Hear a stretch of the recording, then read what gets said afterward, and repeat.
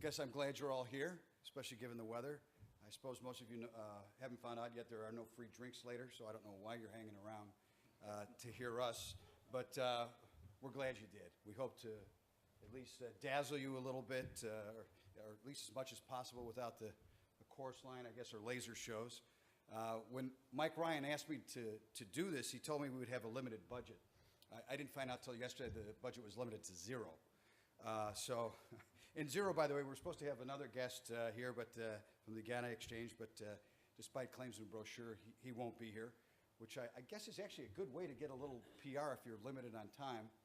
Promise to speak, wait till the brochure comes out, and then say you have a hair appointment or something, I guess, to make it.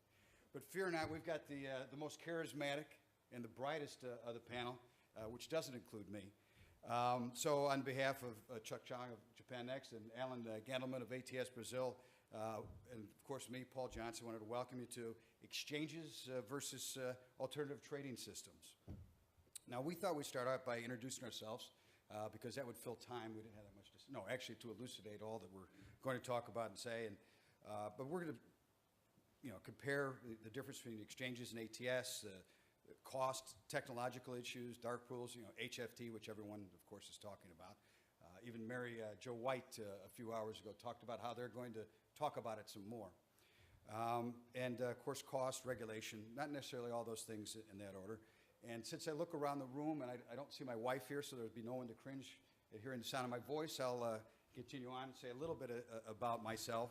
As Mike said, I'm a trustee of the State University Retirement System of Illinois, or SURS, and I'm one of the governor's appointees serving a 6-year term. Now, this term here in Illinois is different than what Illinois governors most recently have faced. For example, I can go home at night. Governor Blagojevich is stuck in his cell in Colorado, and he can't quite go home as often. So our terms are slightly different. But SURS, just so you know, we represent the pensions of the 65 universities and community colleges in Illinois, and assets we have under management right now are about $18.5 billion. And any opinions, by the way, are mine, not necessarily of SURS, though they probably should be. It's something that I came up myself here. Now, my background, which is why maybe I'm here, it's to let me pretend that I could actually be on the same stage as these gentlemen, is from the trading world here in Chicago.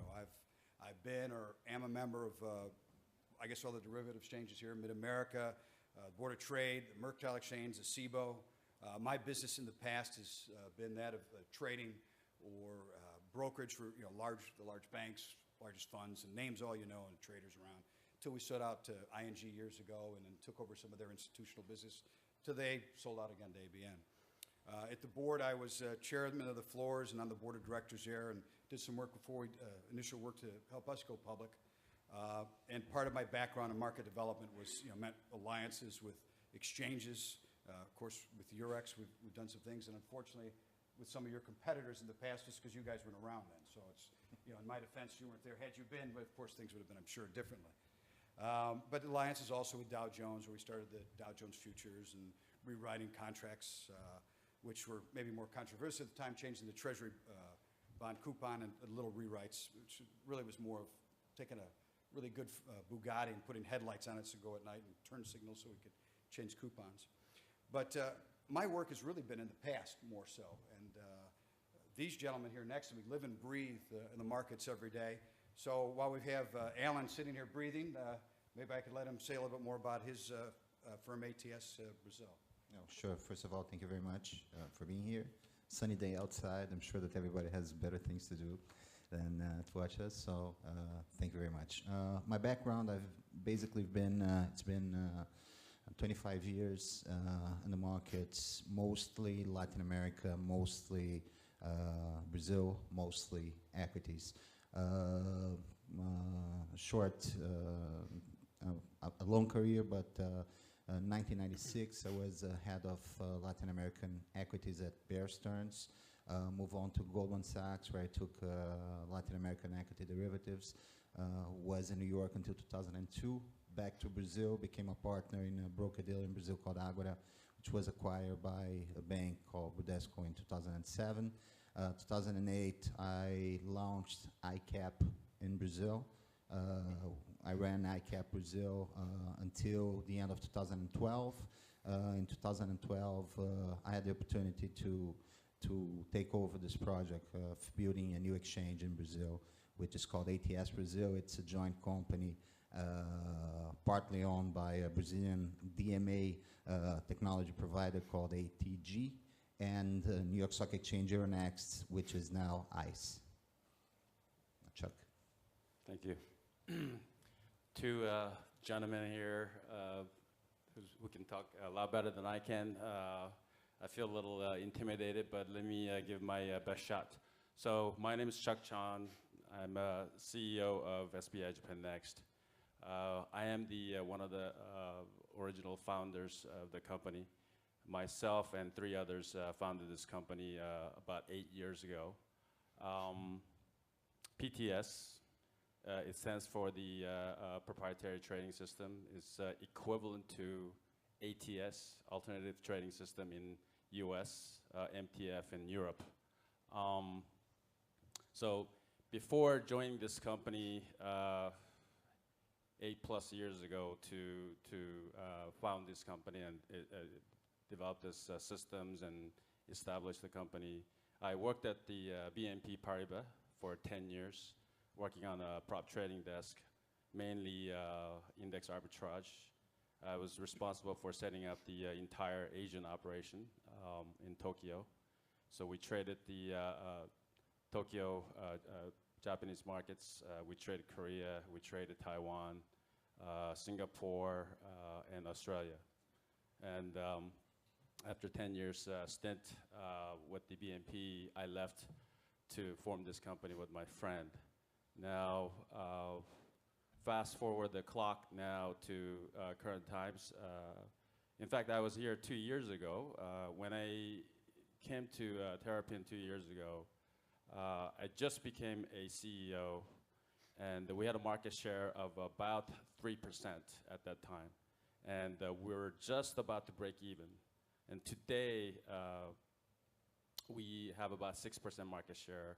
And last year, as a company as a whole, we made $10 million. And I think this year, we're going to probably shoot for about $15 million in net profit.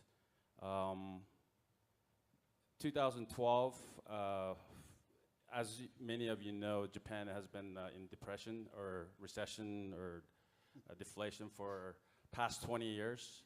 And just at the cusp of end of 2012, they were talking about the Abenomics, and Abe was trying to become a prime minister, and he finally became a prime minister. And 2013, Japanese market came back strong. 2012, the lowest trading volume in Japan was about 8 billion exchange count a day. And 2013, we recorded at high as 50 billion trading volume at TSE. And today, these days, on daily average basis, we're looking at about 20 to $25 billion a day. So Japanese market is back, and hopefully I can shed some lights on some of the intricacies of Japanese market and how you can make money working with us, working with the primary exchange in Japan. Thank you, guys. You talk about what's going on in the Japanese markets. It sort of segues into something that we were talking about yesterday, the comparisons between our regions and ways to make money. Of course, we in America think the world revolves around us, and I was shocked to hear yesterday that it may not, according to you guys. But that, I thought, is one of the things we could talk about. What's going on in our different regions, how we compare to each other. I know here we're having some consolidation. The board and the CME have merged together. ICE seemingly has come out of nowhere. I love Jeff Sprecher. He made me some money by personally getting involved. And, of course, he's touched your world because ICE is your partner in all this. How do we compare? Regionally, I know you talked about consolidation or other things. And, Chuck, you were talking about how your market is going. But, Alan, I don't know whichever one of you wanted to start with. Maybe because I mentioned ICE. Alan, if you wanted to touch what's going on south of us. Sure. Brazil has had a history of multiple exchanges. If we go back to the late 90s, there were coexisting 7 regional exchanges in Brazil, including the Bovespa, which was the biggest one. For economic reasons, the consolidation happened, and the last exchange to be taken over by the Bovespa was the Rio de Janeiro Stock Exchange. That was back in 2000. After that, there were only 2 exchanges existing in Brazil, but they were trading different asset classes. There was the BMF, trading futures, derivatives, and commodities. And there was the Bovespa, trading stocks and options on stocks. And they had a sort of gentleman's agreement in which basically they would not trade anything else. They would keep the asset classes separated. In 2007, those 2 exchanges went public, very successful IPOs. The prior owners of the exchange were the broker-dealers. They made a lot of money. And some new legislation was out to regulate competition in the new times. And the expectation of the markets were that the BMF and the Bovespa, with new owners, that they actually would start competing against themselves. And that did not happen. 6 months after the IPOs, they merged. And they create this big exchange called the BMF Bovespa, which does all the asset classes. Of course, it's a huge monopoly, and it's a sole exchange in Brazil. And the legislation is there for competition, has always allowed, and it will always allow competition. What happened was, that was 2008. Everyone here remembers what happened in the world in 2008, and then 2009. So only in the middle of 2010 that we started to see people actually looking into Brazil and exchanges trying to make a push into Brazil. Bets announced at some point that they were going to get into Brazil. They did not yet. Direct Edge did the same thing. And in the middle of 2011, New York Stock Exchange, Euronext, decided to take a look also and to see if the will of the market and of the regulators was to really see competition happening again in Brazil. They were convinced. In the end of 2012, New York Stock Exchange, Euronext got together with a local technology provider, which today has about 30% market share of all the DMA flow in Brazil, called ATG, and they created this company called ATS Brazil, which is not really an ATS. It's going to be an exchange, but it's called ATS as of America's trading system, but also ATS is alternative trading system, and it's still going to be an alternative trading system to the Bovespa. Where we are right now is we have filed a request with the CVM, which is the equivalent of the SEC, in the middle of 2013. We did some additional documentations filing in January this year. Some legislation having changed, mostly on interoperability between exchanges, CCPs, CSDs, best execution, consolidated tape, and all that. And now we are given the fact that there's only one clearinghouse in Brazil, which is owned by the Bovespa. And the idea was that the CBLC, which is called, that clearinghouse, was going to embrace new entrants, which clearly they did not. We decided to actually do a full vertical structure, and we are within weeks of filing for a request to become a clearinghouse. Having said all that, we expect to have all the regulatory approvals by year-end. Within 2 to 3 months after the regulatory approvals, we're going to be up and running. So we're talking about first quarter 2015. Excellent. How are things out in Asia, Chai? Yeah, so Japan, I guess, somewhat similar. I think everybody knows Osaka Stock Exchange, and there was Tokyo Stock Exchange. They got merged, I think, early 2012, and they call themselves JPX, Japan Exchange Group. And in terms of derivatives, they have basically 100% monopoly. And in terms of equities, they have about 92% concentration of liquidity there. We have about 5-6% market share, and then the Chi-X Global or Chi-X Japan has about 2-3% market share there. So that is a sort of like landscape of fragmentation. But nevertheless, this is a fragmentation, and it's starting to happen in Asia. And Japan, being the most advanced market in Asia, is setting a tremendous example.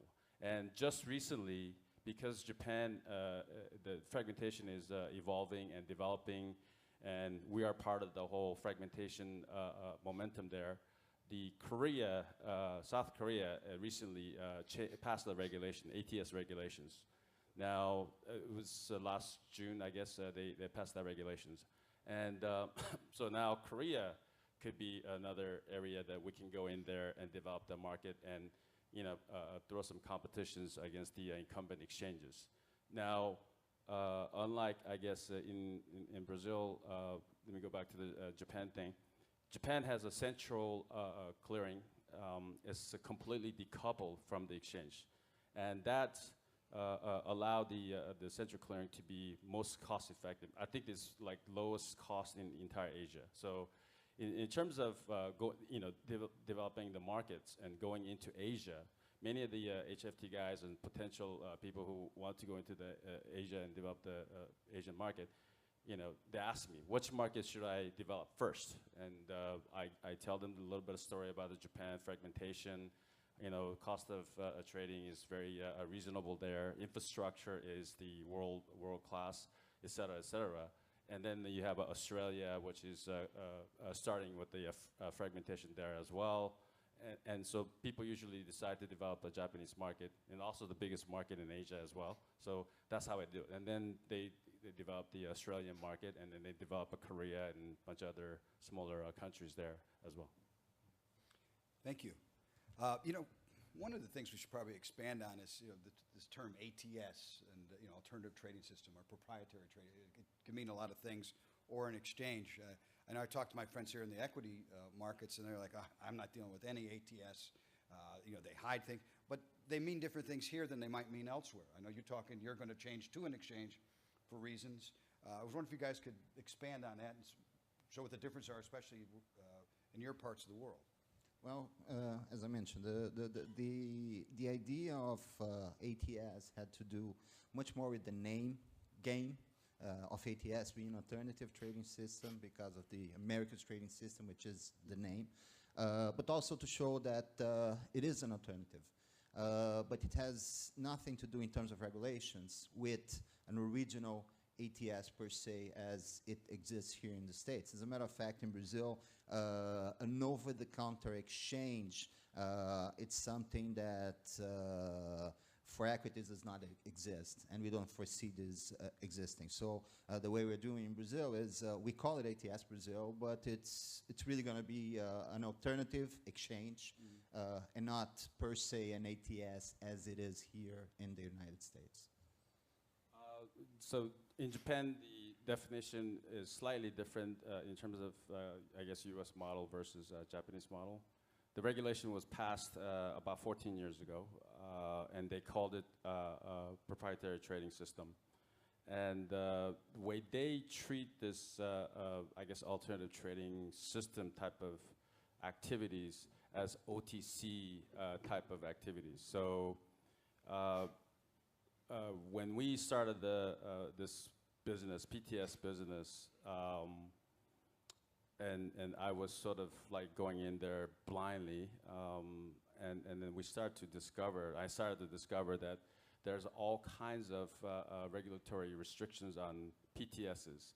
For example, we were not allowed to accept short sales. Short sale was illegal on PTS. It was illegal in TSE. We had a 5% TOB restrictions. It's very difficult to explain, but we had restrictions, so the buy-side guys didn't want to trade with us. And then another restrictions that we had was we had a 10% limitations on our market share. That means if we go above 10% of the Tokyo Stock Exchange's volume, then we have to apply for the exchange license, which is ridiculous. But anyway, we're going to solve that problem.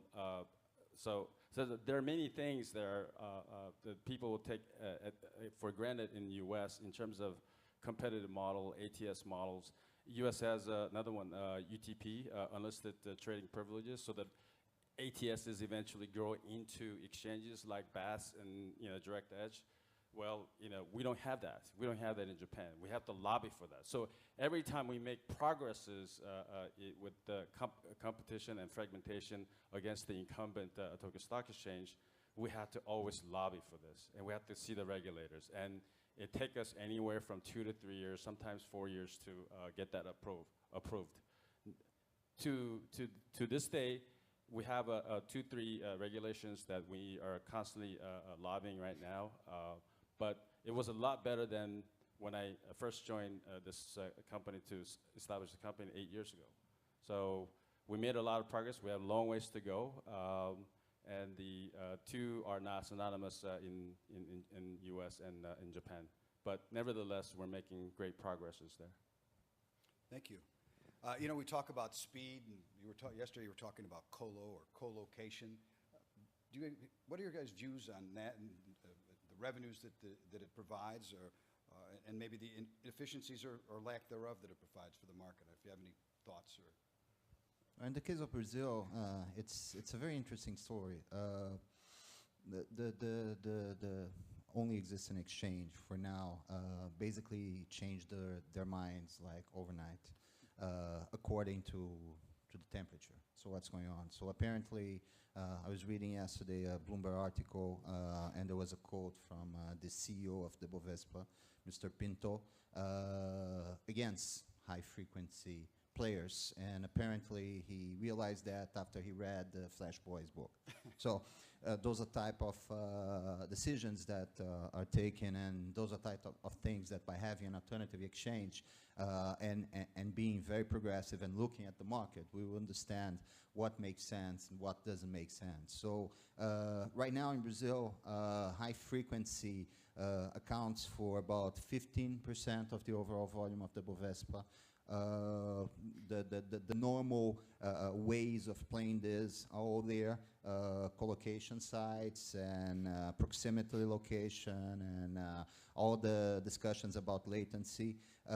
As a matter of fact, about 2 years ago, I remember prior to joining ATS, I was running ICAP, so I was invited by the exchange to come here to Chicago and to do a sort of local broker introduction to the Chicago high-frequency players, because the exchange wanted very much the high-frequency guys to get into the market, and they had to go through a broker. And there was a lot of incentives to the high-frequency world, like fee breaks and make it collocation easier and cheaper. And that has happened. What actually happened in Brazil was that after they started to trade, given the technology existing in the current exchange, they very fast realized that they didn't have the power to actually get into the speed that those players were playing. So they institute something that didn't exist by then, but exists by now, which is a pre-trade risk system that now every player that gets into the Bovespa to trade high frequency has to go on the last mile through that pre-trade risk system, which is 300 microseconds just for that. So of course it slows down everything. And the real reason for that was because the technology of the existing exchange was not able to support what was about to come. And now after the book is released together yesterday in the same article, which I recommend everyone to read, the same person, Mr. Pinto, basically stated that Brazil is the state of the art. They have been looking into speed for many years, and as a matter of fact, a couple of years ago, they actually institute the pre-trade risk systems, so it doesn't allow high frequency to be that fast. And of course, that's something that it's the exchange idea, it's not the regulator's idea. Once we launch, we will have a pre-trade risk system as is required, but the players will be able to use their own if they wish. Sounds like regulators are the same the world over. Chuck, is that true? Or? No, actually, I guess Japanese regulators hasn't read the Flash Boys because maybe they're waiting for the translation, which will take about 6 months, you know. But having said, no, actually, in Japan, some of the problems that you have, you know, you just never, it can never exist in Japan. Because like exchanges themselves have like 20% day limits. Once you hit the day limit, the market kind of stops. So, and we follow those rules, and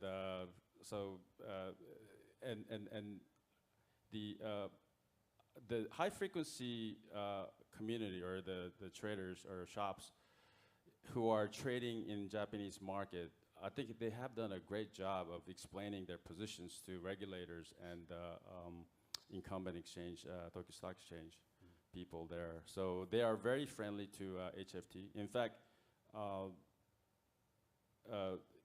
TSE or JPX is accommodating these guys so much that the second tier brokers in Japan and the third tier guys, they're about to go out of business. So TSE has about 96 members, and the top 20 brokers has about 84% market share.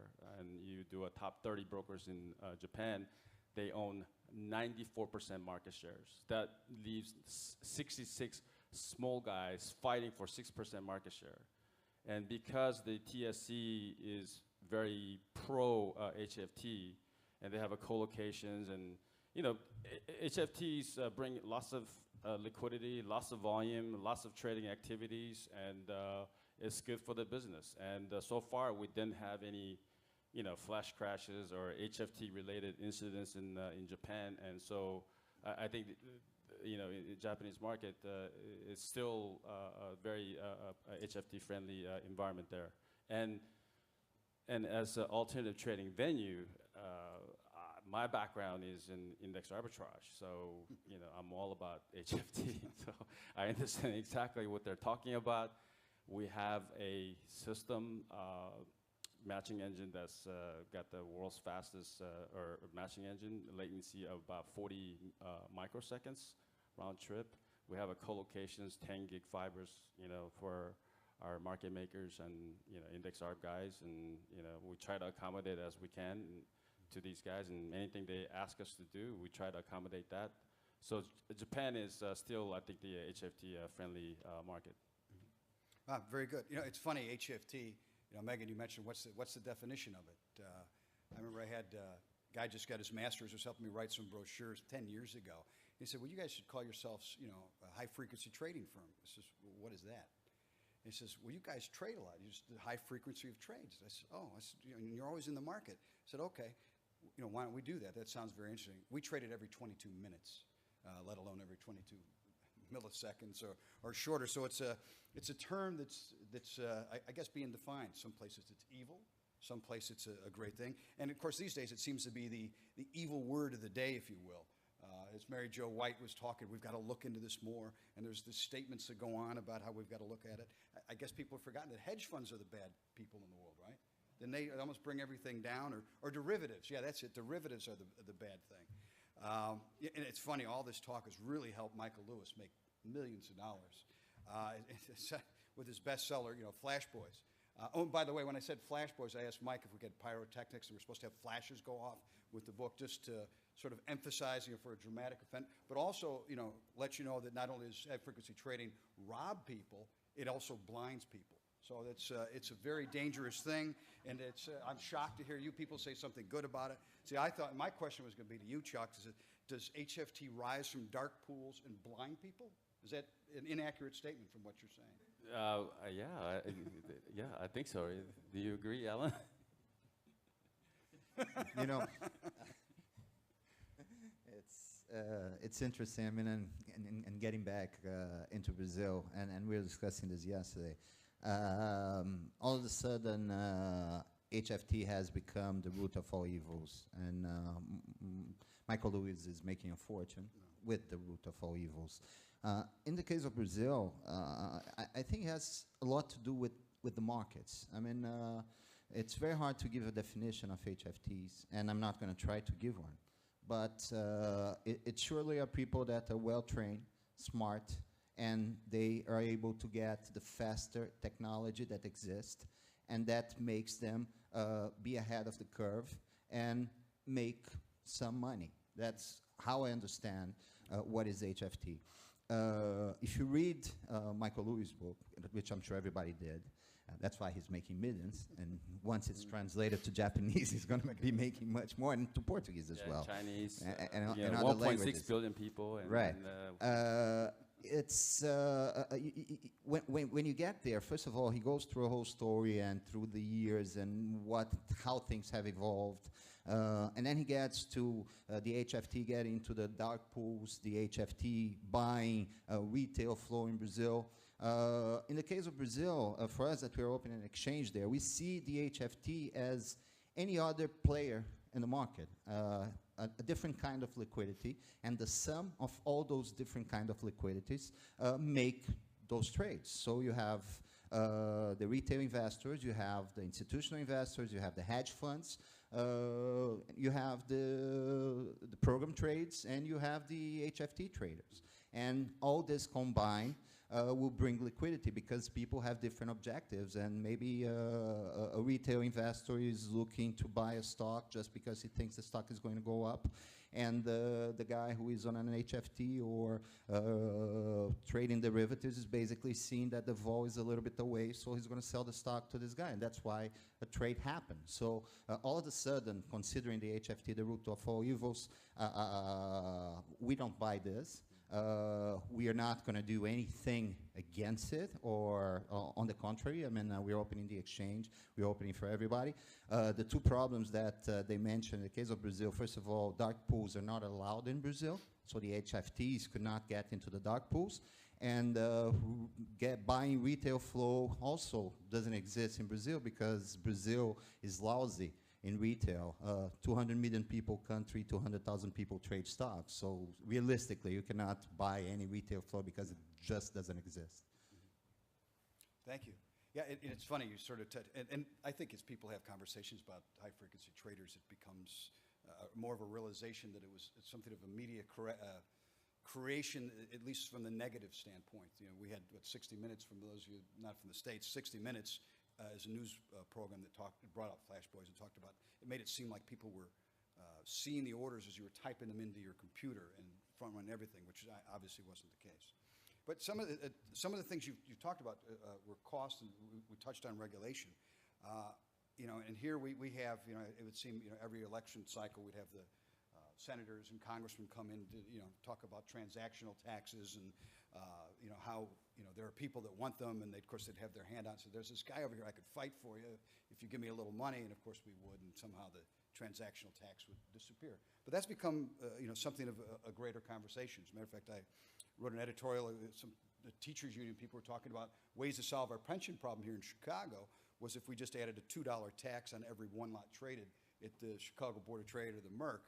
Of course, I could think of thousands of traders would like to make, you know, a fraction, 2 cents a trade for that matter. But it's the thing, you know, people don't know what's going on. It's HFT, you know, all of that. They also wanted to have taxes go back to the way they were in the 50s to 90%. So that's, I guess you know where that's going. They've got money problems, so let's, you know, get somebody else's. But, you know, how are some of these regulatory costs? Hopefully we don't have these here. But I know you, Chuck, yesterday you mentioned something about Korea having a 30% tax. There are other transactional taxes being talked about around the globe. Yeah, so Korea has, I guess, unbalanced market. The Korean Kospi index is probably bigger than S&P 500, the options, the derivatives traded in U.S. They're much bigger than that. So you could send down like, you know, 100,000 Kospi options into the market at market price. It would just melt it away. And their equities market, however, is about $4.5 billion. I think one of the problems is the structure problem there is that on selling stocks, you have to pay 30 basis point stamp duties. And that's like HFT killer, right? And nobody can make market on that. So, you know, people are trading in directions. And if you look at the retail guys, they're a very undisciplined bunch, you know. I have a huge amount of retail flows into my own venue, and I know how they behave. And you put the a disciplined market maker in our venue to make these guys trade within the range, you see a lot more executions done, a lot more volumes done. And these HFT guys, they give them anywhere from 5 to 3 basis points of improvements on our venue compared to the incumbent exchange. So these kind of things, I think the HFTs could play that kind of roles in disciplining the market, making sure that the retail guys behave in the market and they don't go wild there. And in Korea's case, because they have such a huge barrier for this HFT players to provide a good liquidity, you have an unbalanced situation. So people are taking their frustrations out in KOSPI futures and KOSPI options. They buy things like, so everybody participate in KOSPI index options like lotto tickets. So they buy it and just, punting it. They have a view. Somebody had a really nice good luck dreams, and they buy a bunch of KOSPI options, and they make money. They lose money, that kind of thing. So I think Korea's got a real structural problem. Well, just in case of Brazil, in terms of regulatory fees for markets, they basically do not exist. As a matter of fact, capital gains for foreigners trading Brazil, it's zero. So has always incentivized foreigners to trade Brazil. Having said that, the biggest problem that we have in Brazil is the fee that the exchange charges for any trade. I mean, on average, the Bovespa charges 3 basis points per trade. We're talking yesterday, it's about 10 times what is charged in Japan. We charge 0.2 basis point, and TSE effective trading rate is about 0.38. Yeah, so we have a problem by its own, which is exactly how much the monopolistic, only existing exchange charges. And no surprise, their EBITDA margin as of last year, it was 78. So it's one of the most profitable businesses in the country, I'm sure. Well, I guess it's, I don't know how many of you heard Chris Haymeyer talk yesterday. He was talking about a wiki exchange. And one of the things, of course, he points to all the fees that are there. It's really sort of just going back to what the Board of Trade and everything was before we went public. But if you look at profitable companies, the CME is like 60% profitability. So that's why it sounds like maybe you should talk to Chris. Taxes are zero down there. Get together and you can make something happen that way, if it can happen at all. Is the question. And Jeff Sprecher, sell him a call. He'll probably fund the thing. 15 years, you guys would be good. Before we run out of time, we touched on some technological things. It was one of the things we had mentioned. I don't know if there was anything else technology-based that you cared to expand on that maybe we haven't touched on yet? Or? I didn't read the Flash Boys because I didn't want to give Michael Lewis my money. Okay, so I think it's crap. My opinion. Very good. But actually, I managed to visit IEX just before I came to Chicago. I set up an appointment, and they came in. I went in there, and they explained to me what they are doing. Basically, they're adding a 350 microsecond latency delay via long 64-kilometer fiber cable, physically. And then their matching engine has a 200 microsecond delay, and then going out, the messages, executions, and market data is another 350 microsecond delay. So total delay is about 1 millisecond. And they have one single access point where everybody has to go through there. So that is their added value. So I didn't know that you could actually make money by doing that. So this is a new business model. We're gonna have to wait and see how this thing plays out, but that's the value add for IEX. Do you know? I think it's fascinating. I mean, if they're succeeding with this thing, then I'm going to do the same thing. Mm-hmm. Do they delay everybody? So if you're sitting in Tokyo trading and I'm sitting here in Chicago, and obviously I'm closer, I've got a slight advantage. Do you know if my order gets there, do they block us both or slow you down more? because I'm still going to get to their engine that much faster, even if they're slowing everybody down. So, no? so they're talking everything from there are a bunch of data centers, I guess supposedly around there, like 5, 6 huge data centers and clusters with like Nasdaq, OMX, Bass, Direct Edge, everybody there, right? So they're there as well, and they basically have a access point there, and they have matching engine on the other side, and then they just have fibers to slow down the the messages. Very good. So yeah, I mean, that's nice. For them? Yeah. I don't know if you wanted to add anything. Well, I have to say that he saw IEX. I mean, you should have gone to the Bovespa because according to the CEO of the Bovespa, they thought about this 2 years ago. So they are That was the his real idea. genius Okay, that's of good. slowing down by 300 microseconds. No, because I know we worked on ways to slow things down around the world. This is back in the 90s when you had to reboot your computer 12 times a day if you wanted to trade anything.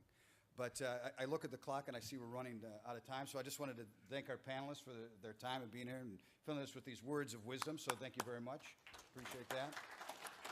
I didn't know if there was any time for questions. I think we probably answered everything, so there's probably nothing that you need to ask, but Anyone have a question? Sure.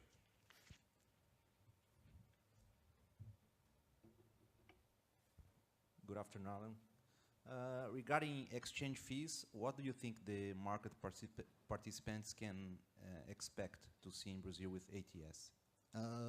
We are basically on. I mean, it's going to be part of our marketing strategy. So we're not really giving out. I can say substantial, and it's going to be something considerably lower than it is today. I'd say at least a 50% cut from what we see today. Great. Thank you. Chuck, you're hilarious. Thank you. there you go. All right. Thank All you, right, thank guys. you very much, everybody. Take care.